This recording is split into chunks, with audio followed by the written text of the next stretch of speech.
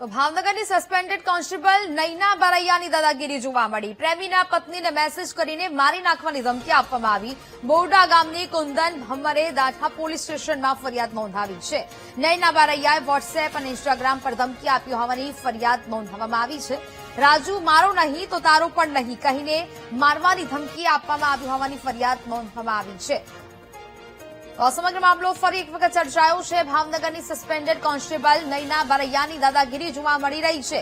પ્રેમીના પત્નીને મેસેજ કરવામાં આવ્યો અને તેને મારી નાખવાની ધમકી આપી હોવાની ફરિયાદ નોંધાઈ છે।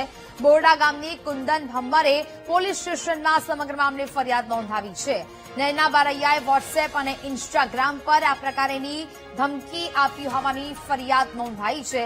રાજુ મારો નહીં તો તારો પણ નહીં તેવું કહીને વોટ્સએપ અને ઇન્સ્ટાગ્રામ પર મેસેજ કરવામાં આવ્યા હોવાનો ફરિયાદમાં ઉલ્લેખ કરવામાં આવ્યો છે। બોરડા ગામની મહિલાએ આ સમગ્ર ફરિયાદ પોલીસ સ્ટેશન ખાતે નોંધાવી છે।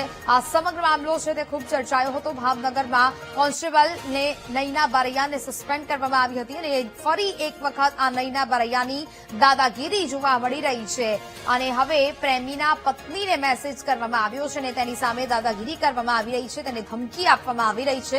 તેને મારી નાખવાની ધમકી આ નૈના બારૈયા દ્વારા આપવામાં આવી રહી છે। સસ્પેન્ડેડ કોન્સ્ટેબલ નૈના બારૈયા દાદાગીરી કરી રહી છે। ઇન્સ્ટાગ્રામ અને વોટ્સએપ પર પ્રેમીની પત્નીને આ પ્રકારના મેસેજ છે તે કરવામાં આવી રહ્યા છે, જેને લઈને હવે આ ફરિયાદ છે તે નોંધવામાં આવી છે। સંવાદદાતા રાજુ ફોન લાઈન પર જોડાયા છે। રાજુ, ભાવનગરની સસ્પેન્ડેડ કોન્સ્ટેબલ નૈના બારૈયાએ હવે દાદાગીરી કરી છે ફરી એક વખત, શું વિગત? અને આ વાત કરવામાં આવે તો ભાવનગરના જે સસ્પેન્ડ મહિલા જે પોલીસ કોન્સ્ટેબલ છે નૈના બારૈયા, તેઓની ઉપર એક વધુ ફરિયાદ દાખલ થઈ છે। ખાસ કરીને જે બોરડા ગામના રાજુભાઈ ભમ્મર કરીને જે વ્યક્તિ છે ને તેના પત્નીએ આ નૈના બારૈયા ઉપર એક ફરિયાદ દાખલ કરી છે। નૈના બારૈયાએ આ રાજુ ભમ્મરના પત્નીને વોટ્સએપ ઉપર મેસેજ મોકલી ધમકી આપીને દાદાગીરી કરતા હોવાની ફરિયાદ દાખલ થઈ છે અને હાલ પોલીસે તપાસ હાથ ધરી છે। જી નેહા। બિલકુલ રાજુ, જાણકારી બદલ આપનો આભાર।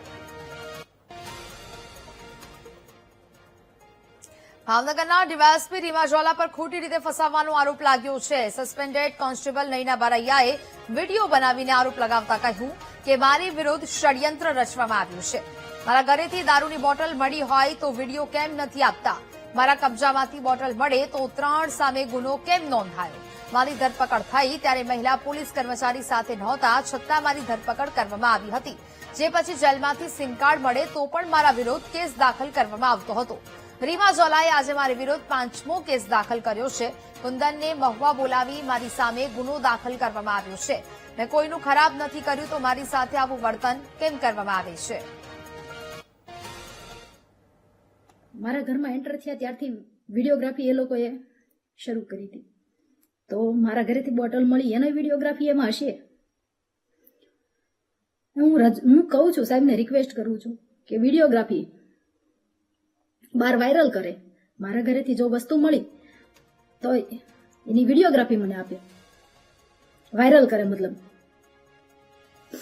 અને મારા ઘરેથી બોટલ મળી, મારા કબજામાંથી બોટલ મળી,